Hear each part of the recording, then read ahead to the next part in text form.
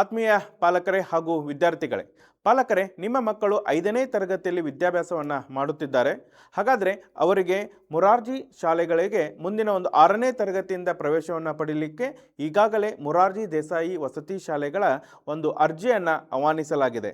ಹಾಗಾದರೆ ಯಾವ ದಿನಾಂಕದಿಂದ ಅರ್ಜಿಯನ್ನು ಪ್ರಾರಂಭವಾಗುತ್ತೆ ಮತ್ತು ಕೊನೆಯ ದಿನಾಂಕ ಯಾವುದು ಅನ್ನೋದನ್ನು ನೋಡುತ್ತಾ ಹೋಗೋಣ. ಹಾಗಾದರೆ ಈ ಮೊರಾರ್ಜಿ ವಸತಿ ಶಾಲೆಗಳ ಅಡಿಯಲ್ಲಿ ಯಾವೆಲ್ಲ ಶಾಲೆಗಳು ಬರುತ್ತೆ, ಅವುಗಳಿಗೆ ಯಾವ ರೀತಿ ಅರ್ಜಿಯನ್ನು ಹಾಕಬೇಕು ಅನ್ನೋದನ್ನು ಈ ಒಂದು ವಿಡಿಯೋದಲ್ಲಿ ನೋಡ್ತಾ ಹೋಗೋಣ. ಹಾಗಾದರೆ ಬನ್ನಿ ಪಾಲಕರೇ.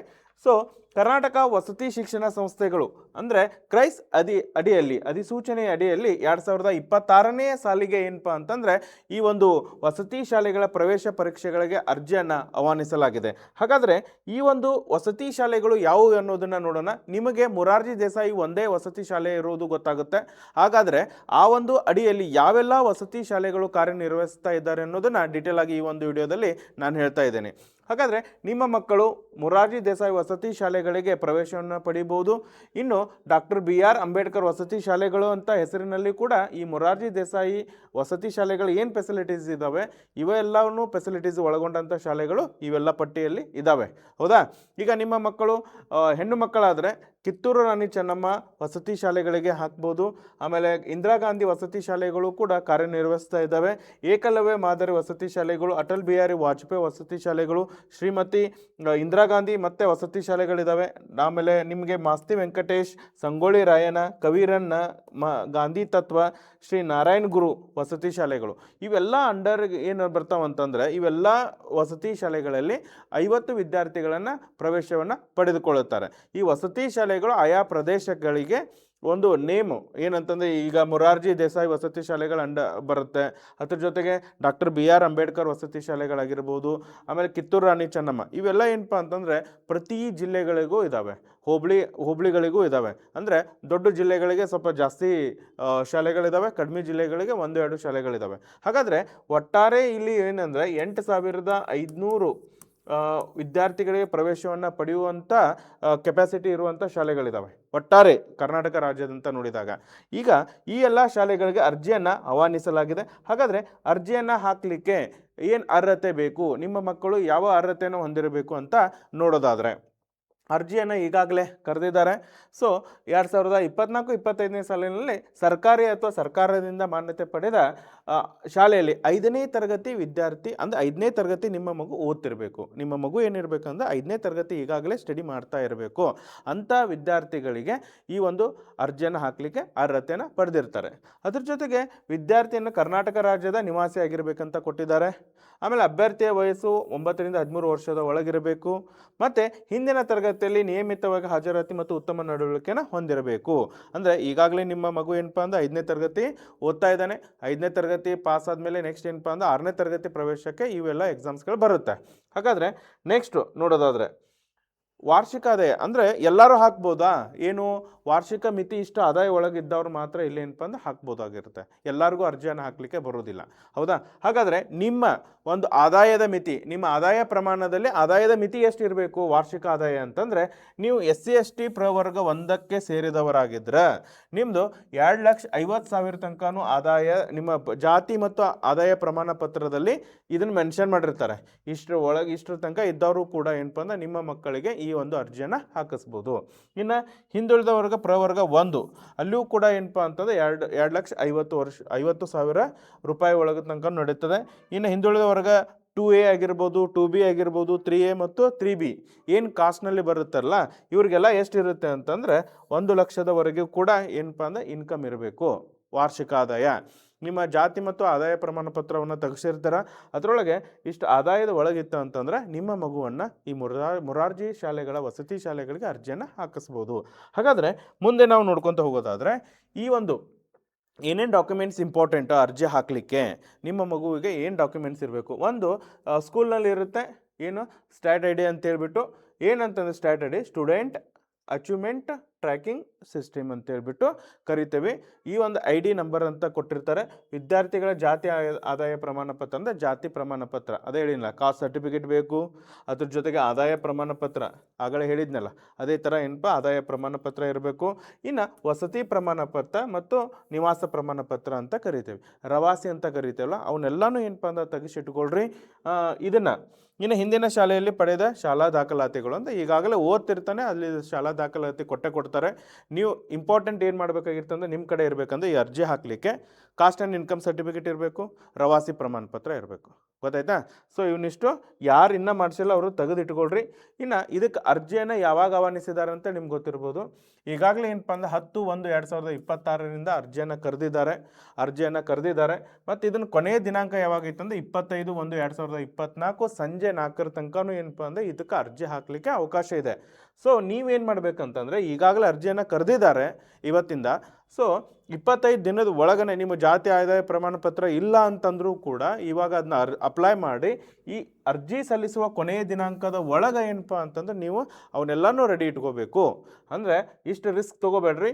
ಏನಂತಂದರೆ ಮೊದಲೇ ಈಗೆಲ್ಲ ಆಲ್ರೆಡಿ ತೆಗೆದು ಇಟ್ಕೊಂಡಿರ್ತಾರೆ, ಅರ್ಜಿಯನ್ನು ಏನಿಗಾಗಲೇ ಕಟ್ಟಿದ್ದಾರೆ. ಏನು ಮಾಡಬೇಕಂದ್ರೆ ಇಲಾಖೆ ವೆಬ್ಸೈಟ್ ಇದೆ KEA ಅಂತೇಳಿ ಗೌರ್ಮೆಂಟ್.in, ಆ ವೆಬ್ಸೈಟಿಗೆ ಹೋಗ್ಬಿಟ್ಟು ಘೋಷಣಾ ಪತ್ರ ಇರುತ್ತೆ, ಆ ಘೋಷಣಾ ಪತ್ರವನ್ನು ಡೌನ್ಲೋಡ್ ಮಾಡ್ಕೊಂಡ್ಬಿಟ್ಟು ಅಲ್ಲಿ ನೀಡಿರುವಂಥ ಎಲ್ಲ ಮಾಹಿತಿಯನ್ನು ಫಿಲಪ್ ಮಾಡಿ ನಿಮ್ಮ ಸಮೀಪದ ಏನು ನೀವೆಲ್ಲ ಶಾಲೆಗಳಿದಾವಲ್ಲ, ನಿಮ್ಮ ಸಮೀಪ ರಾಣಿ ಚೆನ್ನಮ್ಮ ಇರ್ಬೋದು, ಮೊರಾರ್ಜಿ ದೇಸಾಯಿಗಳಿರ್ಬೋದು, ಅಂಬೇಡ್ಕರ್ ವಸತಿ ನಿಲಯಗಳಿರ್ಬೋದು, ಹೌದಾ? ಸೊ ವಿವಿಧ ಹೆಸರಿನಲ್ಲಿ ಮಾತ್ರ ಏನು ಶಾಲೆ ಹೆಸರುಗಳು ಮಾತ್ರ ಏನು ಚೇಂಜ್ ಇದ್ದಾವೆ, ಆದರೆ ಎಲ್ಲ ಫೆಸಿಲಿಟೀಸ್ಗಳು ಎಲ್ಲ ಸೇಮನೆ, ಹೌದಾ? ಸೊ ಈ ಘೋಷಣಾ ಪತ್ರವನ್ನು ಡೌನ್ಲೋಡ್ ಮಾಡ್ಕೊಂಡು ಅದನ್ನು ತುಂಬಿ ಅಲ್ಲಿ ಸಮೀಪ ಇರುವಂಥ ಶಾಲೆಯಲ್ಲಿ ನೀವೇನಪ್ಪ ಅಂದರೆ ಇದನ್ನು ಸಲ್ಲಿಸ್ಬೋದು, ಅಲ್ಲಿ ಕೊಟ್ಟು ಇದು ಮಾಡ್ಬೋದು. ಹಂಗಾರೆ ಈ ಒಂದು ಇದಕ್ಕೆ ಪ್ರವೇಶ ಪರೀಕ್ಷೆಗೆ ಯಾವ ಒಂದು ದಿನಾಂಕವನ್ನು ನಿಗದಿಪಡಿಸಿದ್ದಾರೆ ಅಂದರೆ ಎಕ್ಸಾಮ್ ಯಾವಾಗ ನಿಮ್ಮ ಹುಡುಗರಿಗೆ ಅಂತಂದರೆ 1/3/2026 ಅಂದರೆ ಮಾರ್ಚ್ 1ನೇ ತಾರೀಕಿಗೆ ಏನಪ್ಪ ಅಂತಂದರೆ ಈ ಥರದ್ದು ಎಕ್ಸಾಮ್ ಇದೆ. ಆ ಎಕ್ಸಾಮ್ ಯಾವಾಗಿರುತ್ತೆ ಅಂದರೆ ಭಾನುವಾರ ಇದೆ, ಬೆಳಗ್ಗೆ 11 ಗಂಟೆಯಿಂದ 1 ಗಂಟೆವರೆಗೆ ನಿಮಗೆ ಎಕ್ಸಾಮನ್ನು ತೆಗೆದುಕೊಳ್ತಾರೆ. ಪಾಲಕರೇ ಇನ್ನೊಮ್ಮೆ ಹೇಳ್ತಾ ಇದ್ದೀನಿ ಕೇಳಿ, ಅರ್ಜಿ ಸಲ್ಲಿಸುವ ಅಂದರೆ ಈಗಾಗಲೇ ಸ್ಟಾರ್ಟ್ ಆಗಿದೆ, 10/1/2026 ಸ್ಟಾರ್ಟ್ ಆಗಿದೆ. ಯಾವಾಗ ಕೊನೆ ಇದಕ್ಕೆ ಲಾಸ್ಟ್ ಅವಕಾಶ ಯಾವಾಗಿದೆ ಅಂತ 25ನೇ ತಾರೀಕು, 25/1/2026. ಇನ್ನು ಏನು ಮಾಡಬೇಕು ಅಂದರೆ ವೆಬ್ಸೈಟಿಗೆ ಹೋಗಿಬಿಟ್ಟು ನೀವೇನು ಮಾಡಬೇಕು, ಘೋಷಣಾ ಪತ್ರ ಇರುತ್ತೆ ಅದನ್ನು ತುಂಬಿ ಸಮೀಪದ ಒಂದು ವಸತಿ ಶಾಲೆಗಳಿಗೆ ಹೋಗಿ ಅಲ್ಲಿ ಏನು ಮಾಡಬೇಕು, ಅರ್ಜಿಯನ್ನು ಸಲ್ಲಿಸಬೇಕು. ಇನ್ನು ಆನ್ಲೈನ್ ಮೂಲಕನೂ ಹಾಕ್ಬೋದು, ಹೌದಾ? ಆಮೇಲೆ 1/3/2026 ನಿಮ್ಮ ಮಕ್ಕಳಿಗೆ ಪರೀಕ್ಷೆಯನ್ನು ತೆಗೆದುಕೊಳ್ತಾರೆ.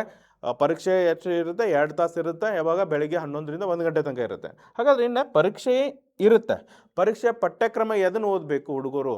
ಈಗಾಗಲೇ ನಿಮ್ಮ ಮಕ್ಕಳು ಏನಪ್ಪ ಅಂದರೆ 5ನೇ ತರಗತಿ ಓದ್ತಾ ಇದ್ದಾರಲ್ಲ, ಆ 5ನೇ ತರಗತಿ ಓದುವ ಪಠ್ಯಕ್ರಮದ ಆಧಾರದ ಮೇಲೆ ಏನಪ್ಪ ಅಂತ 100 ಅಂಕಗಳ ಒಂದು ಪ್ರಶ್ನೆಗಳನ್ನು ಕೇಳಿರ್ತಾರೆ. 100 ಅಂಕಗಳ ಪ್ರಶ್ನೆ ಪತ್ರಿಕೆ ಸಿದ್ಧವಾಗಿರ್ತದೆ, ಅದನ್ನು ಬಿಡಿಸ್ಲಿಕ್ಕೆ 2 ಗಂಟೆ ಟೈಮ್ ಬೇಕು. ಹಂಗಾರೆ ಯಾವೆಲ್ಲ ವಿಷಯಗಳಿರುತ್ತೆ, ನಿಮ್ಮ ಮಕ್ಕಳು ಈಗಾಗಲೇ ಓದ್ತಾ ಇದ್ದಾರೆ ವಿಷಯಗಳನ್ನು, ಅದು ಕನ್ನಡ ಓದ್ತಾ ಇದ್ದಾರೆ, ಕನ್ನಡವನ್ನು ಅವರು ಸರಿಯಾಗಿ ಓದಿದರೆ 20 ಅಂಕಗಳ ಒಂದು ಕ್ವಶನ್ಸ್ಗಳನ್ನು ಕೇಳಿರ್ತಾರೆ. ಇನ್ನು ಇಂಗ್ಲೀಷ್ ವಿಷಯದ್ದು ಕೂಡ 20 ಅಂಕಗಳ ಕ್ವಶನ್ ಕೇಳ್ತಾರೆ, ಗಣಿತ ವಿಷಯದ ಮೇಲೆ 20 ಅಂಕ, ಮತ್ತು ಸಮಾಜ ವಿಜ್ಞಾನ ಅಂತ ಬರುತ್ತೆ, ಆ ಸಮಾಜ ವಿಜ್ಞಾನ ವಿಷಯದ ಮೇಲೆ 20 ಅಂಕ, ಮತ್ತು ಸಾಮಾಜಿಕ ವಿಜ್ಞಾನ ಅಂದರೆ ನಿಮಗೇನಪ್ಪ ಅಂದರೆ ಸಮಾಜ ವಿಜ್ಞಾನ ಮತ್ತು GK ಪೇಪರ್, GK ಅಂತ ಬರುತ್ತೆ, ಅವೆಲ್ಲ 20 ಟೋಟಲ್ ಏನಪ್ಪ ಅಂದರೆ 100 ಅಂಕಗಳಿಗೆ ಈ ಪಠ್ಯಕ್ರಮ ಇರುತ್ತೆ. ಕನ್ನಡ, ಇಂಗ್ಲೀಷ್, ಗಣಿತ, GK ಮತ್ತು ಸೋಷಲ್ ಸೈನ್ಸ್ ಅಂದರೆ ಅವ್ರಿಗೆ ಎಂತ SST ಅಂತ ಕರಿತೇವೆ. ಸೊ ಇವು 5 ವಿಷಯದ ಮೇಲೆ 20 ಅಂಕಗಳಿಂದ ಒಟ್ಟಾರೆ 100 ಅಂಕಗಳ ಒಂದು ಪತ್ರಿಕೆ ಇರುತ್ತೆ. ಸೊ ಇದೆಲ್ಲ ಏನಪ್ಪ ಅಂತಂದರೆ ಯಾವ ಮಟ್ಟದಲ್ಲಿ ಇರುತ್ತೆ ಅಂದರೆ ಆಗಾಗಲೇ ಹೇಳಿದಾಗೆ 5ನೇ ತರಗತಿಯ ಏನು ಓದ್ತಾ ಇದ್ದಾರೆ ಅದರ ಪಠ್ಯಕ್ರಮಕ್ಕೆ ಆಧಾರದ ಮೇಲೇ ಇವನು ಏನಪ್ಪ ಅಂದರೆ ಕರೆದಿರ್ತಾರೆ, ಕ್ವಶನ್ಸ್ ತೆಗೆದಿರ್ತಾರೆ. ಈಗ ಏನು ಓದ್ತಾ ಇದ್ದಾರೆ ಅದನ್ನು ನೀಟಾಗಿ ಅವ್ರು ಓದಬೇಕು. ಓಕೆ, ಸೊ ಇನ್ನು ಇದು ಯಾವ ಥರ ಇರುತ್ತೆ ಅಂದರೆ MCQ ಇರುತ್ತೆ. ಅಂದರೆ ಒಂದು ಪ್ರಶ್ನೆಯನ್ನು ಕೊಟ್ಟಿರ್ತಾರೆ, ಅದಕ್ಕೆ 4 ಆಪ್ಷನ್ಸ್ ಕೊಟ್ಟಿರ್ತಾನೆ, ಆ ಆಪ್ಷನ್ಸ್ನಲ್ಲಿ ಯಾವುದು ಸರಿ ಉತ್ತರ ಇರುತ್ತೆ ಅದನ್ನು ಹುಡುಗ ಏನು ಮಾಡಬೇಕು, ಟಿಕ್ ಮಾಡಬೇಕು. ಸೊ ಈ ಥರ ಏನಪ್ಪ ಅಂದ್ರೆ ಕ್ವಶನ್ಸನ್ನು ನಡೆಸ್ತಾರೆ, ಅದಕ್ಕೆ ಏನಂತೇವೆ ಅಂದರೆ ನಾವು MCQ ಅಂತ ಕರಿತೀವಿ. ಇನ್ನು ಕನಿಷ್ಠ ಅರ್ಹತಾ ಅಂಕಗಳನ್ನು ಪಡೆದುಕೊಳ್ಬೇಕು ವಿದ್ಯಾರ್ಥಿ, ಹೌದಾ? ಮೆರಿಟ್ ಆಧಾರ ಮೇಲೆ ಪ್ರವೇಶವನ್ನು ನೀಡ್ತಾರೆ. ಅಂದರೆ ಮೆರಿಟ್ ಆಧಾರ ಮೇಲೆ. ಆಮೇಲೆ ನಿಮ್ಮ ಮೀಸಲಾತಿ ನಿಯಮಗಳು, ಸರ್ಕಾರ ಏನು SC ST OBC ಅಂತ ಕನ್ಸಿಡರ್ ಮಾಡ್ತೀವಿ, ಅವೆಲ್ಲ ಒಂದಷ್ಟು ಅಪ್ಲೈ ಇರುತ್ತೆ. ಅದರ ಆಧಾರ ಮೇಲೆ ಏನು ಸ್ಕೋರ್ ಮಾಡಿರ್ತಾರೆ ಅದ್ರ ಮೇಲೆ ಮೆರಿಟ್ ಆಧಾರ ಮೇಲೆ ಲಿಸ್ಟ್ ಹಚ್ತಾರೆ. ಅವಾಗ ನೀವು ಏನು ಮಾಡ್ಬೋದು ಅಂತಂದ್ರೆ ಇದನ್ನು ವಿದ್ಯಾರ್ಥಿಗಳ ಲಿಸ್ಟನ್ನು ನೋಡ್ಕೋಬೋದು. ಇನ್ನು ಪ್ರವೇಶ ಪರೀಕ್ಷೆಗೆ ನೀವೇನಪ್ಪ ಅಂದರೆ ಹತ್ತಿರದ ಒಂದು ಸ್ಕೂಲಲ್ಲಿ 18 2/2026ಕ್ಕೆ ಏನಪ್ಪ ಅಂದ್ರೆ ಪ್ರವೇಶ ಪತ್ರಗಳನ್ನು ಡೌನ್ಲೋಡ್ ಮಾಡ್ಕೋಬೋದು ಅಂತ ಹೇಳಿದ್ದಾನೆ. ಎಕ್ಸಾಮ್ ಯಾವಾಗಿದ್ದಾವೆ? 1/3/2026 ಮಾರ್ಚ್ 1ನೇ ತಾರೀಕಿಗೆ ಎಕ್ಸಾಮ್ ಇದ್ದಾವೆ ಹುಡುಗರು, ಹೌದಾ? ಸೊ ಇತರ ಪ್ರವೇಶ ಪತ್ರವನ್ನು ಯಾವಾಗ ಡೌನ್ಲೋಡ್ ಮಾಡ್ಕೊಳಕ್ಕೆ ಹೇಳಿದಾರೆ ಅವರು? 18/2/2026, ಹೌದಾ? ಸೊ ಇಷ್ಟು ನೀವು ಏನಪ್ಪ ಅಂದ್ರೆ ಕಾರ್ಯವನ್ನು ಮಾಡಿದರೆ ನಿಮ್ಮ ಮಕ್ಕಳನ್ನು ಈ ವಸತಿ ಶಾಲೆಗಳ ಪ್ರವೇಶ ಪರೀಕ್ಷೆಗಳಿಗೆ ಏನಪ್ಪ ಅಂದ್ರೆ ರೆಡಿ ಮಾಡ್ಬೋದು. ಪಾಲಕರೇ, ನಾನು ನಿಮಗೆ ಒಂದು ವಿನಂತಿ ಏನು ಹೇಳ್ತಾ ಇದ್ದೇನೆ ಅಂತಂದರೆ, ಸರ್ಕಾರ ಸಾಕಷ್ಟು ಸೌಲಭ್ಯಗಳನ್ನು ನೀಡ್ತಾ ಇದೆ. ಸೊ ನಿಮ್ಮ ಮಕ್ಕಳನ್ನು 6ನೇ ತರಗತಿಯಿಂದ 10ನೇ ತರಗತಿಯಲ್ಲೂ ಸಾಕಷ್ಟು ವ್ಯವಸ್ಥೆಯನ್ನು ಮಾಡಿ ಅಲ್ಲಿ ಎಲ್ಲ ಫೆಸಿಲಿಟೀಸ್ಗಳು ಇದ್ದಾವೆ, ಹೌದಾ? ಅಲ್ಲಿ ಉಚಿತವಾಗಿ ಏನೇನು ಕೊಡ್ತಾರೆ ಅಂತಂದರೆ, ಉಚಿತ ಶಿಕ್ಷಣ ಇರುತ್ತೆ. ನಿಮ್ಮ ಮಕ್ಕಳಿಗೆ ಉಚಿತ ವಸತಿ ವ್ಯವಸ್ಥೆಯನ್ನು ಮಾಡಿರ್ತಾರೆ. ವಸತಿ ವ್ಯವಸ್ಥೆ ಅಂತಂದರೆ ನಿಮ್ಗೆ ಅವ್ರಿಗೆಲ್ಲ ಇರಲಿಕ್ಕೆ ಹಾಸ್ಟೆಲ್ ಸಿಸ್ಟಮ್ ಇರುತ್ತೆ ಒಂದು. ಆಮೇಲೆ ಫುಡ್ ಕೊಡ್ತಾರೆ, ಅಂದರೆ ಆಹಾರವನ್ನು ನೀಡ್ತಾರೆ, ಹೌದಾ? ಊಟ ಮತ್ತು ಆಹಾರ, ರುಚಿಕರ ಊಟ ಆದ ಆಹಾರವನ್ನು ನೀಡ್ತಾರೆ. ಆಮೇಲೆ ಇನ್ಫಾರ್ಮನ್ನು ಕೊಡ್ತಾರೆ, ಪುಸ್ತಕವನ್ನು ಕೊಡ್ತಾರೆ, ಇನ್ಫಾರ್ಮ್ ಕೊಡ್ತಾರೆ. ಎಲ್ಲ ಸೌಲಭ್ಯಗಳನ್ನು ಸರ್ಕಾರ ವತಿಯಿಂದ ಕೊಡ್ತಾರೆ ವಿದ್ಯಾರ್ಥಿಗಳಿಗೆ ಸೆಲೆಕ್ಷನ್ ಆದಮೇಲೆ. ಆಮೇಲೆ ಗುಣಮಟ್ಟದ ಶಿಕ್ಷಕರ ಕಡೆಯಿಂದ ಅಲ್ಲಿ ಏನಪ್ಪ ಅಂದ್ರೆ ಪಾಠ ಮಾಡಿಸ್ತಿರ್ತಾರೆ ಈ ಎಲ್ಲ ಶಾಲೆಗಳಿಗೆ. ಆಮೇಲೆ ಸ್ಪರ್ಧಾತ್ಮಕ ಪರೀಕ್ಷೆಗಳನ್ನು ಹೆಂಗೆ ತಯಾರು ಮಾಡಬೇಕು ಅನ್ನೋದನ್ನು ಕೂಡ ಅಲ್ಲಿ ಹೇಳ್ಕೊಡ್ತಾ ಇದ್ದಾರೆ. ಈ ಎಲ್ಲ ವಸತಿ ಶಾಲೆಗಳ ಸೌಲಭ್ಯಗಳು ಅತ್ಯಂತ ಅಚ್ಚುಕಟ್ಟಾಗಿ ಸರ್ಕಾರ ನಿರ್ವಹಿಸ್ತಾ ಇದೆ. ಸಾಕಷ್ಟು ಅಲ್ಲಿ ಅನುದಾನವನ್ನು ಬಿಡುಗಡೆ ಮಾಡೋದರಿಂದ ಈ ಎಲ್ಲ ಶಾಲೆಗಳು ಅತ್ಯಂತ ಸುವ್ಯವಸ್ಥಿತವಾಗಿ ಇದ್ದಾವೆ. ನಿಮ್ಮ ಮಕ್ಕಳು ಈ ಒಂದು ಶಾಲೆಗಳಿಗೆ ಕಲಿಯುವುದೇ ಒಂದು ಭಾಗ್ಯ ಅಂತ ತಿಳ್ಕೊಬೋದು ನೀವು. ಯಾಕಂದರೆ ನಿಮ್ಮ ಮನೆಯಲ್ಲಿ ಅಷ್ಟು ವ್ಯವಸ್ಥೆ ಮಾಡೋದಿಲ್ಲ, ಆದರೆ ಆ ವಿದ್ಯಾರ್ಥಿಗಳಿಗೆ ಸರ್ಕಾರ ವತಿಯಿಂದ ಎಲ್ಲ ಸೌಲಭ್ಯಗಳನ್ನು ನೀಡಿ ಅಷ್ಟು ಕಾಳಜಿಪೂರ್ವಕವಾಗಿ ಅಲ್ಲಿ ವಸತಿ ಶಾಲೆಗಳಲ್ಲಿ ಕಳಿಸ್ತಾ ಇದ್ದಾರೆ. ಸೊ ನಿಮ್ಮ ಒಂದು ವಿದ್ಯಾರ್ಥಿಗಳನ್ನು ಈ ಒಂದು ಪ್ರವೇಶ ಪರೀಕ್ಷೆಗಳಿಗೆ ಅರ್ಜಿಯನ್ನು ಹಾಕಿಸಿ ತಯಾರಿ ನಡೆಸಿ ಈ ಒಂದು ಪರೀಕ್ಷೆಯಲ್ಲಿ ಅವರನ್ನು ಯಶಸ್ವಿಗೊಳಿಸಿ ಮತ್ತು ಈ ಒಂದು ಏನು ಪರೀಕ್ಷೆಗಳಿದಾವಲ್ಲ ಈ ಪರೀಕ್ಷೆಗಳಿಗೆ ತಯಾರಿ ನಡೆಸ್ತಾ ಇದ್ದಂಥ ವಿದ್ಯಾರ್ಥಿಗಳಿಗೆ ನಮ್ಮ ಇನ್ಸ್ಪೈರ್ ಸಂಸ್ಥೆ ಧಾರವಾಡ ವತಿಯಿಂದನೂ ಏನಪ್ಪ ಅಂದರೆ ಬೇಸಿಗೆ ಶಿಬಿರಗಳನ್ನು ಕೂಡ ಆಯೋಜಿಸಲಾಗಿದೆ. ಆಸಕ್ತ ಪಾಲಕರು ಈ ಕೆಳಗೆ ಕಾಣಿಸುವ ನಂಬರ್ಗಳಿಗೆ ಕರೆ ಮಾಡಿ ಏನಪ್ಪ ಅಂದರೆ ವಿಚಾರಿಸ್ಬೋದು. ಓಕೆ, ಸೊ ಇಂಥ ವಿಡಿಯೋಗಳಿಗಾಗಿ ಮತ್ತಷ್ಟು ನಮ್ಮ ಯೂಟ್ಯೂಬ್ ಚಾನಲನ್ನು ಲೈಕ್ ಮಾಡಿ, ಶೇರ್ ಮಾಡಿ. ಮತ್ತೊಂದು ವಿಡಿಯೋದೊಂದಿಗೆ ಮತ್ತೆ ಬರ್ತಾ ಇದ್ದೇನೆ. ಅಲ್ಲಿವರೆಗೂ ನಮ್ಮ ಯೂಟ್ಯೂಬ್ ಚಾನಲನ್ನು ಲೈಕ್ ಮಾಡಿ, ಶೇರ್ ಮಾಡಿ. Thank you.